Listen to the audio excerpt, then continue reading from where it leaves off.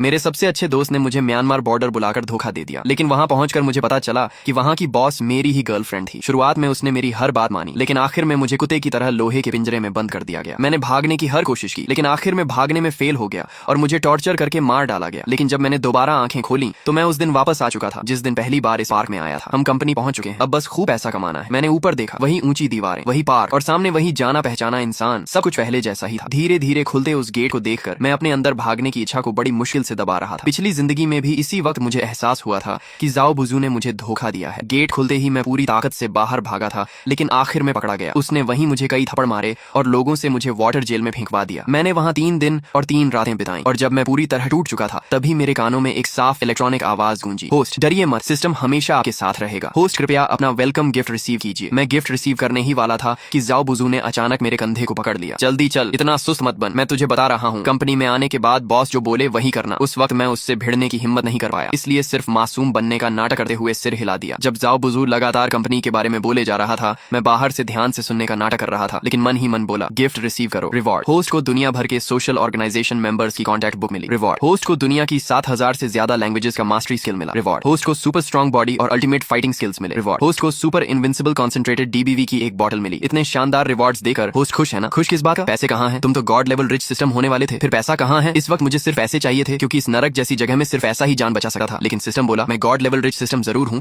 लेकिन बेवकूफ नहीं। पैसे आपको खुद कमाने होंगे, लेकिन चिंता मत कीजिए, जब तक मैं हूँ आप जितना चाहें उतना पैसा कमा सकते हैं। ये सुनकर मुझे थोड़ी राहत मिली। मुझे पैसा भी कमाना था और बदला भी लेना था। पिछली जिंदगी में जिन्होंने मुझे तकलीफ दी थी, मैं उन सबको ऐसी मौत दूंगा कि उनका नामो निशान मिट जाएगा। सबसे पहला नंबर जाओ बुजू का था। जल्दी ही मुझे ऑफिस में ले जाया गया। वाह, इस बार तो नया माल पकड़ लाए हो। ये हैं कस्टमर सर्विस डिपार्टमेंट के टीम लीडर जाओ देजू। ये इंसान अगर राख भी बन जाए तब भी मैं इसे पहचान लूंगा। पिछली जिंदगी में मैं इसके नीचे काम करता था, परफॉर्मेंस नहीं ला पाया तो इसने मुझे बहुत मारा था, लेकिन इस जिंदगी में मैं इसे इतनी आसानी से नहीं छोड़ूंगा। वे लड़के, तेरी नजरें तो मुझे खा जाने जैसी हैं। जाओ देजू ने हाथ बढ़ाकर मुझे पकड़ना चाहा, लेकिन रिफ्लेक्स में मैंने उसका हाथ पकड़ लिया और हल्का सा जोर लगाया। वो तुरंत चीख पड़ा, जल्दी छोड़, मेरी हड्डी टूट जाएगी। जाओ देजू ने मुझे मारने के लिए हाथ उठाया तो मैंने तुरंत उसका हाथ छोड़ दिया और डरने का नाटक करते हुए जाओ बुजू के पीछे छिप गया। तुम्हारी बॉडी इतनी कमजोर है क्या? मेरे भाई ने तो बस हल्के से हाथ पकड़ा था। तुम्हारा ये भाई आम इंसान नहीं लगा, उसकी ताकत से तो वो अकेले एक बैल उठा सकता है। ठीक है, ड्रामा बंद करो, इसका ज्वाइनिंग प्रोसेस पूरा करो और इसे एंटरटेनमेंट डिपार्टमेंट में भेज दो। एंटरटेनमेंट डिपार्टमेंट का नाम सुनते ही पिछली जिंदगी के डरावने सीन मेरी आंखों के सामने आने लगे। वो जगह असल में एक गंदा प्लेजर हॉल था जहां लोगों को पूरी तरह निचोड़ लिया जाता था और आखिर में उनका अंजाम पिग फार्म होता था। मैं एंटरटेनमेंट डिपार्टमेंट में नहीं जाऊंगा, मुझे कस्टमर सर्विस डिपार्टमेंट में जाना है। शेंगलिंग, क्या तुम पागल हो? एंटरटेनमेंट डिपार्टमेंट का सुपरवाइजर मैं हूँ। अगर तुम मेरे साथ रहोगे तो मैं तुम्हें प्रोटेक्ट कर सकता हूँ। मैं यहाँ हजारों किलोमीटर दूर सिर्फ बड़ा पैसा कमाने आया हूँ। सुना है कस्टमर सर्विस डिपार्टमेंट सबसे ज्यादा पैसा कमाता है, इसलिए मैं वहीं जाऊंगा। जैसे ही जाओ देजू ने सुना कि मैं कस्टमर सर्विस डिपार्टमेंट में जाना चाहता हूँ,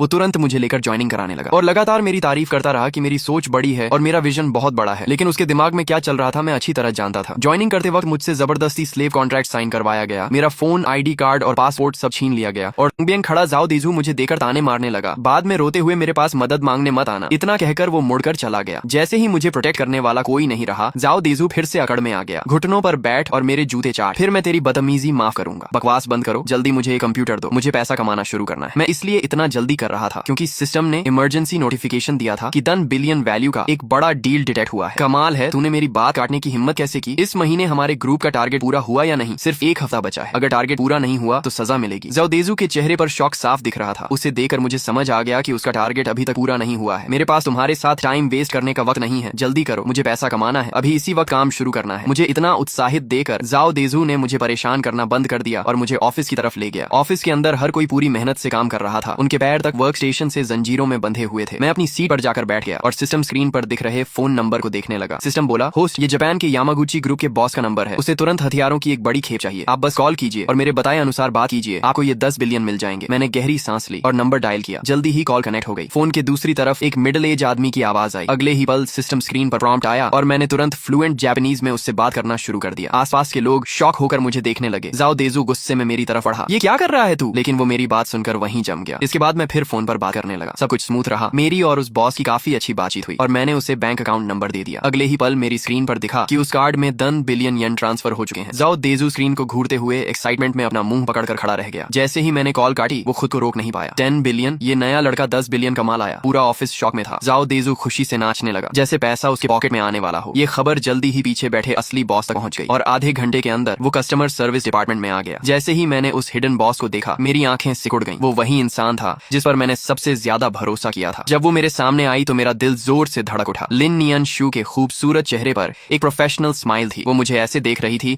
जैसे मैं कोई अजनबी हूँ। सुना है कोई नया आदमी आते ही 10 बिलियन येन का डील कर गया। जी लिन बॉस, बिल्कुल सही, यही है वो नया लड़का। नाम है शेंग लिन। पिछली जिंदगी में उसने मुझे बताया था कि उसका नाम सू शाओयू है। वो एक अनाथ लड़की है जिसका कोई सहारा नहीं। जब मैं सबसे बुरे हाल में था उसने मुझे जगह दी, काम दिया, अपनापन दिया। लेकिन अब पता चला कि उसका नाम तक नकली था। लिन नियन शुए मेरे सामने आकर ऊपर से मुझे देखने लगी। नए आदमी, तुम में टैलेंट है, अच्छे से काम करो, पार्क तुम्हारे साथ बुरा नहीं करेगा। वो मुड़कर जाने लगी। तभी मैंने अचानक कहा, लिन बॉस, मैं पहले एक लड़की को जानता था, वो बिल्कुल आपकी तरह दिखती थी। उसने अपना नाम सू शाओयू बताया था। लिन नियन शू के कदम रुक गए। हवा जैसे जम गई हो। वो धीरे धीरे मुड़ी और उसकी आंखों में एक ऐसा इमोशन था जिसे मैं समझ नहीं पाया। वो धीरे से बोली, दुनिया में एक जैसे दिखने वाले बहुत लोग होते हैं, अच्छे से काम करो और ज्यादा मत सोचो। वो चली गई, लेकिन मुझे पता था कि मेरी बात उसके दिल में एक बीज बो चुकी है। पिछली जिंदगी में उसने मुझे कुत्ते की तरह इस्तेमाल किया था, लेकिन इस जिंदगी में मैं उसे वही दर्द महसूस करवाऊंगा जब सबसे भरोसेमंद इंसान धोखा देता है। टिंग, सिस्टम नोटिफिकेशन आया। होस्ट की इमोशनल स्टेट में बदलाव डिटेक्ट हुआ है। फ्रेंडली रिमाइंडर, आपका डीडीसी अभी भी बैग में रखा है। क्या तुम्हारा सिस्टम थोड़ा परवर्ट नहीं है? Thanks for the compliment. मुझे 8 लोगों वाले डॉर्मेटरी रूम में भेज दिया गया। ऊपर नीचे वाले बेड अंधेरा और गीला कमरा, दीवारों पर फफूंदी लगी हुई थी। रूम में रहने वाले बाकी 5 लोग मुझे अजीब नजरों से देखने लगे। नया लड़का, सुना है आज तूने 10 बिलियन का डील किया? झूठ बोल रहा होगा, इसे इग्नोर करो। नए लोग हमेशा बड़ी बड़ी बातें करते हैं, कुछ दिनों बाद खुद रोएगा। मैंने कुछ नहीं कहा और अपने बेड पर चढ़ गया। जैसे ही लेटा, सिस्टम ने फिर नोटिफिकेशन दिया। वो 3 लोग, नीचे वाले 2 और सामने वाला एक, होस्ट को सलाह दी जाती है कि फोन बुक फंक्शन इस्तेमाल करके म्यांमार मिलिट्री को इस पार की शिकायत करें और मौके का फायदा उठाकर भाग जाएं। नहीं, अभी भागना उनके लिए बहुत आसान होगा। मैं पूरे पार को खत्म करूंगा और जिन्होंने मुझे दर्द दिया है उन्हें इसकी कीमत चुकानी पड़ेगी। मैंने आंखें बंद की और पिछली जिंदगी की यादें फ्लड की तरह लौट आईं। वाटर जेल में दम घुटने का दर्द, इलेक्ट्रिक शॉक की जलन और बिग फार्म में सुअरों के साथ फेंके जाने की बेइज्जती। इस जिंदगी में मैं उनसे हर दर्द का कई गुना बदला लूंगा। हेलो, क्या ये Myanmar human trafficking control office है? मैं एक पार की शिकायत करना चाहता हूँ। अगली सुबह जैसे ही मैं वर्क स्टेशन पर पहुंचा, जाओ देजू खुशामद भरी स्माइल के साथ मेरे पास आया। लिन भाई, पानी पीजिए। आज अगर कोई बड़ा डील हो तो अपने भाई को भी साथ ले लेना। जाओ टीम लीडर, कल तो आप मुझे जूते चाटने बोल रहे थे ना? मेरी जुबान खराब थी, मैं अंधा था। लाइन भाई, आप बड़े दिल वाले इंसान हैं। उसकी ये शक्ल देखकर मुझे सिर्फ घिन आ रही थी। पिछली जिंदगी में यही आदमी मुझे मारता था, गालियां देता था और बचा हुआ खाना खाने पर मजबूर करता था, लेकिन अब वही कुत्ते की तरह दुम हिला रहा था। ठीक है, मुझे कंप्यूटर दो, मुझे काम करना है। मैंने सिस्टम खोला तो नया मिशन सामने आया, नया डील आया है। कुछ लोगों को हथियारों की खेप चाहिए, वैल्यू 200 मिलियन है और मेन कॉन्टैक्ट का नाम डॉन कीहोटे है। ये नाम इतना जाना पहचाना क्यों लग रहा है? जान पहचान छोड़ो, बस कॉल करो। मैंने गहरी सांस ली और नंबर डायल किया। इस बार मैंने फ्लुएंट इंग्लिश में बात की और आसपास के लोग फिर से शॉक में पड़ गए। ये आखिर कौन सा मॉन्स्टर है?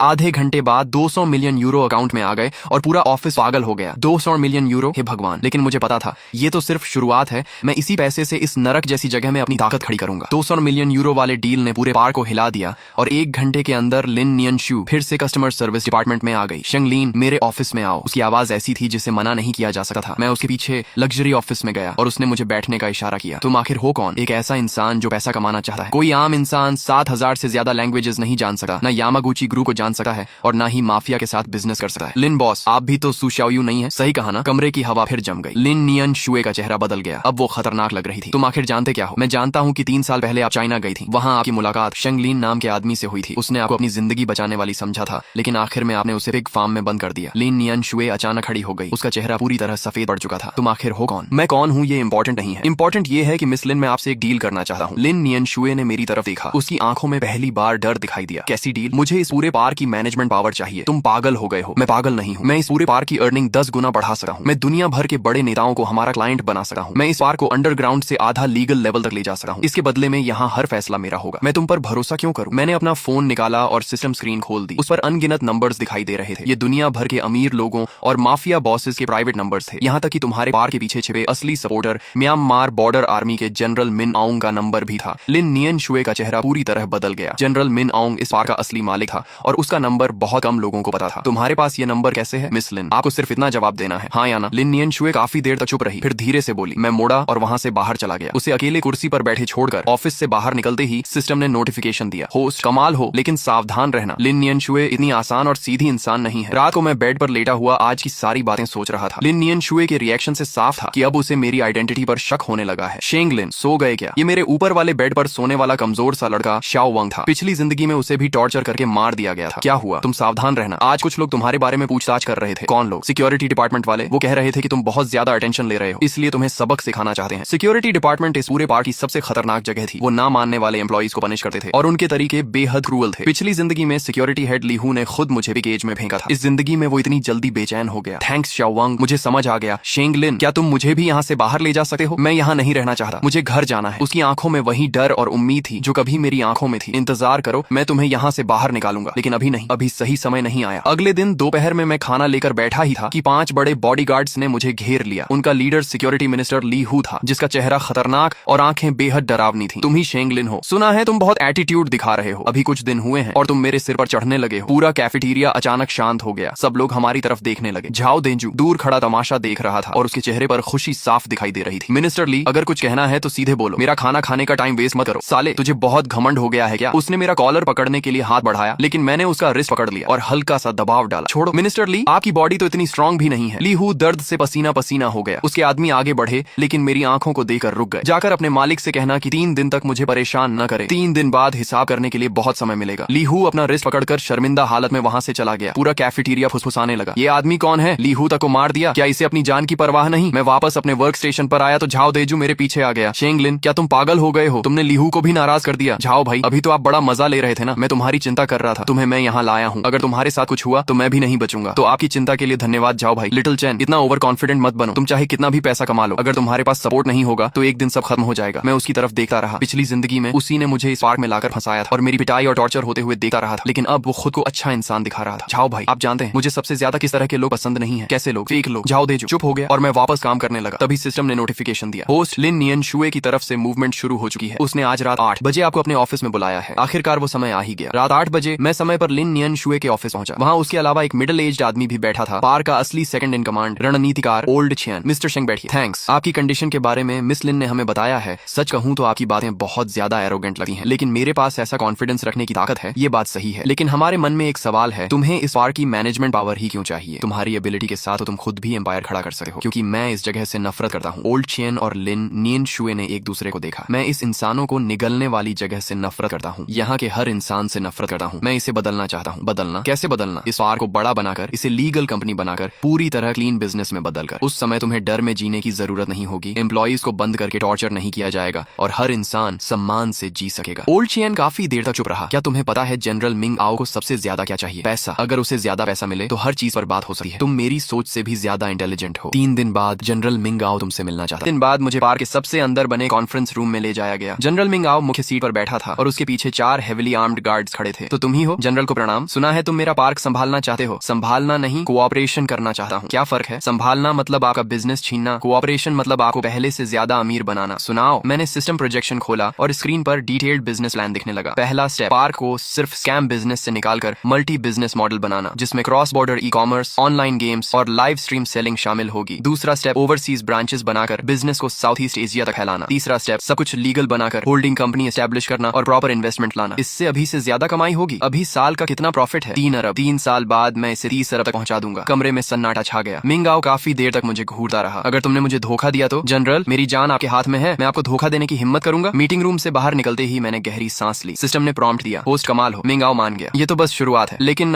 होस्ट, आपने जो प्लान्स बताए क्या वो सच है? बिल्कुल सच है। बस फर्क इतना है कि आखिर में सारा पैसा मेरी पॉकेट में जाएगा। आपकी सोच डेंजरस है। वापस डॉर्मिटोरी पहुंचा तो शियाओ वांग मेरा इंतजार कर रहा था। शेंगलिन, बहुत बुरा हो गया। झाओ बुजू को मार दिया गया। क्या हुआ? उस पर गैम्बलिंग डेट था, चुका नहीं पाया, इसलिए ली हू के लोगों ने उसे पकड़ लिया। बोल रहे हैं उसे वाटर प्रिजन में डाल देंगे। मैं कुछ पल के लिए चुप रह गया। पिछली जिंदगी में झाओ बुजू ने मुझे वाटर प्रिजन में फेंका था। इस बार उसकी बारी थी। तुम उसे बचाने नहीं जाओगे? नहीं, लेकिन इस जगह पर सॉफ्ट हार्टेड लोग ज्यादा देर नहीं जीते। ऐसा कहने के बावजूद मैं वाटर प्रिजन के बाहर पहुंच गया। मैं उसे बचाने नहीं, उसकी हालत देखने आया था। लोहे की खिड़की से मैंने देखा झाओ बुजू गंदे पानी में गर्दन तक डूबा कांप रहा था। उसके होंठ नीले पड़ चुके थे। मुझे देखते ही उसकी आंखें चमक उठी। शेंगलिन, शेंगलिन मुझे बचा लो प्लीज। झाओ बुजू, याद है पिछली जिंदगी में मैं भी ऐसे ही तुमसे मदद की भीख मांग रहा था। क्या? शेंगलिन, तुम क्या कह रहे हो? कुछ नहीं, बस ये बताने आया हूँ कि कर्मा हमेशा लौट कर आता है। मैं मुड़कर जाने लगा तो वो पागलों की तरह चिल्लाया, शेंगलिन मैं गलत था, मुझे तुम्हें यहाँ नहीं लाना चाहिए था। मेरे बूढ़े माँ बाप हैं, बच्चे हैं, मुझे एक मौका दे दो। झाओ बुझो, मैं तुम्हें एक चांस देता हूँ। बताओ मुझे यहाँ कौन लाया था? लिन मैडम, लिन नियनश्वेन। उसने कहा था तुम्हारे अंदर वो चीज है जो उसे चाहिए। मैं सीधे लिन नियनश्वे के ऑफिस में घुस गया। वो फाइल्स देख रही थी। मुझे देखकर उसकी भौहें सिकुड़ गईं। किसी ने तुम्हें नॉक करना नहीं सिखाया? लिन नियनश्वे, मेरे अंदर ऐसी कौन सी चीज है जो तुम्हें चाहिए? उसके हाथ रुक गए। तो आखिर तुम पूछ ही बैठे। शेंगलिन, अब जब बात यहाँ तक आ गई है तो मैं सच पाऊंगी। 3 साल पहले मुझे खबर मिली थी कि शेंगलिन नाम के आदमी के पास एक सीक्रेट है। ऐसा सीक्रेट जिसकी कीमत दुनिया से भी ज्यादा है। कौन सा सीक्रेट? एक सिस्टम, ऐसा सिस्टम जो इंसान को कुछ भी करने लायक बना देता है। मेरा दिल जोर से धड़कने लगा। तुम्हें इसके बारे में कैसे पता? क्योंकि 30 साल पहले भी एक आदमी के पास ऐसा सिस्टम था, उसका नाम था शेंग तियान। मैं वहीं जम गया। शेंग तियान वो मेरे दादाजी का नाम था। मेरे पिता और तुम्हारे दादाजी पार्टनर थे, दोनों मिलकर सिस्टम की मदद से बिजनेस करते थे। लेकिन बाद में तुम्हारे दादाजी ने उन्हें बिट्रे कर दिया और सिस्टम लेकर गायब हो गए। मरने से पहले मेरे पिता ने कहा था कि किसी भी कीमत पर शेंग परिवार के वारिस को ढूंढकर हमारी चीज वापस लानी है। तो तुम मेरे करीब सिर्फ सिस्टम के लिए आई थी? हाँ, लेकिन बाद में मुझे पता चला कि सिस्टम तुम्हारे पास नहीं है, इसीलिए मैंने तुम्हें बंद करवा दिया ताकि शायद टॉर्चर से सिस्टम बाहर आ जाए। लेकिन तुम मर गए। वो इतनी शांति से ये सब कह रही थी जैसे किसी मामूली बात का जिक्र कर रही हो। तुम्हें पता है मैं कितनी दर्दनाक मौत मरा था? मुझे पता है, लेकिन शेंग लिन, इस जगह पर सॉफ्ट हार्टेड लोग ज्यादा नहीं जीते। ये बात तुमने खुद कही थी। मैं अचानक हंस पड़ा। तुम सही कहती हो। इसलिए लिन नियनशुए, अब हमारा हिसाब बराबर है। अगले 1 महीने में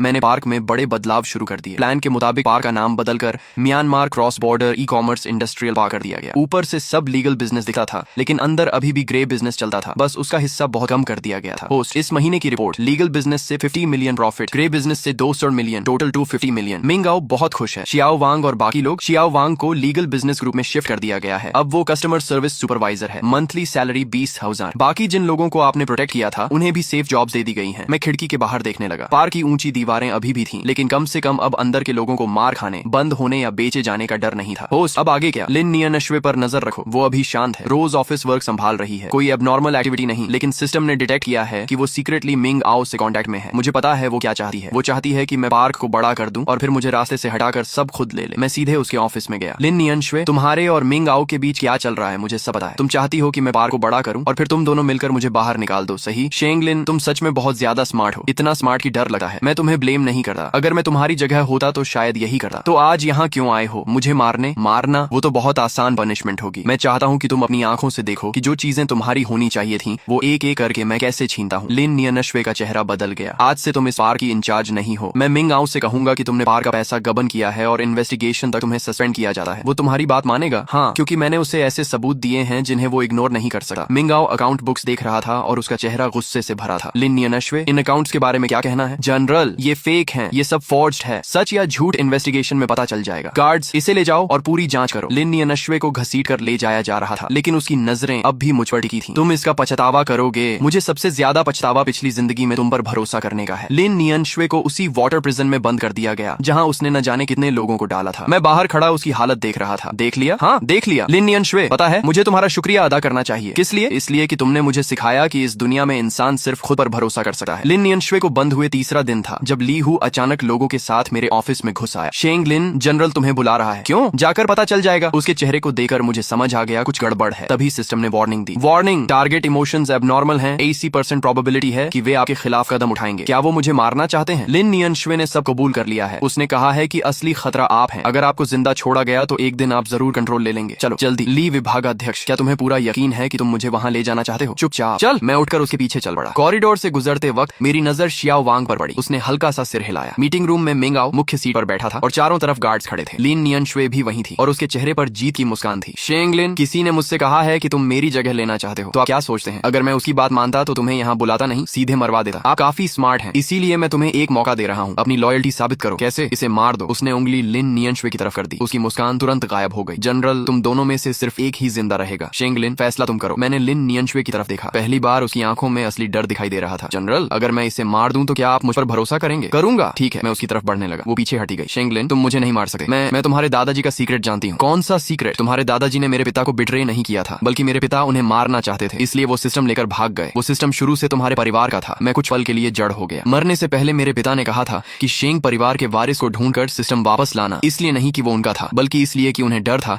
शेंग परिवार उनसे बदला लेगा। पुरानी बातें मुझे इंटरेस्टिंग नहीं लगती। जनरल, मैं इसे मार सकता हूँ, लेकिन इसके बाद आप मेरे साथ क्या करेंगे? सच कहूँ तो तुम दोनों में से किसी पर भी मुझे भरोसा नहीं। मैं हंस पड़ा। जनरल, आप सच बोलते हैं, इसलिए मैं भी साफ कह देता हूँ, मुझे भी आप पर भरोसा नहीं। जैसे ही उसकी बात खत्म हुई, बाहर अचानक अलार्म बजने लगा। एक गार्ड भागता हुआ अंदर आया। बुरा हो गया, बाहर मिलिट्री कॉन्वॉय आ गया है। मैंने खिड़की से बाहर देखा। दर्जनों मिलिट्री ट्रक्स पार्क की तरफ बढ़ रहे थे। उन गाड़ियों पर म्यांमार सेंट्रल गवर्नमेंट का झंडा लगा हुआ था। जनरल, मैंने कहा था कि 3 साल में आपको 3 बिलियन कमा कर दूंगा, लेकिन मैंने ये भी कहा था कि मैं इस पार्क से नफरत करता हूँ, इसलिए मैंने आपकी तरफ से एक फैसला कर लिया। पार्क को म्यांमार गवर्नमेंट को सौंप दिया। बदले में स्पेशल पार्डन लिया है। वे हम सबको मार देंगे। नहीं, मैंने सारी कंडीशंस तय कर ली हैं। अगर आप पार्क सौंप दें, सारे सबूत दे दें और इन्वेस्टिगेशन में कोऑपरेट करें तो आपको सिर्फ 3 साल की सजा होगी। उसके बाद विदेश जाकर सेटल हो सकते हैं तुम, क्योंकि अब आपके पास कोई और ऑप्शन नहीं है। पार्क का बड़ा गेट धीरे धीरे खुला। सेंट्रल गवर्नमेंट आर्मी अंदर घुस आई। सारे एम्प्लॉइज को मैदान में इकट्ठा किया गया। हर किसी के चेहरे पर डर था। सभी लोग ध्यान दें, हम म्यांमार गवर्नमेंट फोर्सेज हैं। इस वक्त से यह park officially finally government control में है। यहाँ मौजूद सभी एम्प्लॉइज को उनके घर वापस भेजा जाएगा। भीड़ में जोरदार शोर मच गया। शियाओ वांग भागकर मेरे पास आया और मुझे कसकर पकड़ लिया। शेंगलिन, हम बच गए, हम सच में घर जा सकते हैं। हाँ, घर जा सकते हैं। मैंने भीड़ की तरफ देखा। मुझे झाओ बुझू दिखाई दिया। उसका पूरा शरीर भीगा हुआ था, लेकिन वो बच्चे की तरह हंस रहा था। ली हूँ जमीन पर सैनिकों के नीचे दबा पड़ा था। उसका चेहरा पूरी तरह सफेद पड़ चुका था। झाओ देजू कोने में बैठा कांप रहा था। मिस्टर शेंगलिन, कोऑपरेशन के लिए धन्यवाद। अग्रीमेंट के मुताबिक अब आप जा सकते हैं। Thank you. मैं पार्क के मुख्य गेट से बाहर निकला और पीछे मुड़कर उस ऊंची दीवार को देखा। तेज धूप आंखों में चुभ रही थी, इसलिए मैंने आंखें हल्की सी खोल ली। कांग्रेचुलेशंस होस्ट, आपने फर्स्ट स्टेज मिशन कंप्लीट कर लिया है। रिवॉर्ड के तौर पर इन 100 मिलियन आपके अकाउंट में ट्रांसफर कर दिए गए हैं। System, thank you. You're welcome. System baby भी होस्ट के साथ मिलकर बहुत खुश है। लेकिन होस्ट, अब आगे क्या करने वाले हैं? घर वापस जाऊंगा। लेकिन यानश्वी की बात बार बार मेरे दिमाग में गूंज रही थी। सिस्टम शुरू से तुम्हारे परिवार का था, आखिर दादाजी के साथ क्या हुआ था? उनके पास सिस्टम कैसे आया और वो अब कहाँ है? होस्ट का नया लक्ष्य डिटेक्ट हो चुका है। सिस्टम अब होस्ट को शेंगतियन को ढूंढने में असिस्ट करेगा। New mission activated, journey to find your roots. इस मैनहवा के बस इतने ही पार्ट्स आए हैं। जैसे ही इसका नेक्स्ट पार्ट आएगा, मैं उसका भी फुल एक्सप्लेनेशन लेकर आऊंगा। ऐसी ही दमदार मैनहवा एक्सप्लेनेशन के लिए इट्स युवा चैनल को सब्सक्राइब कर लो।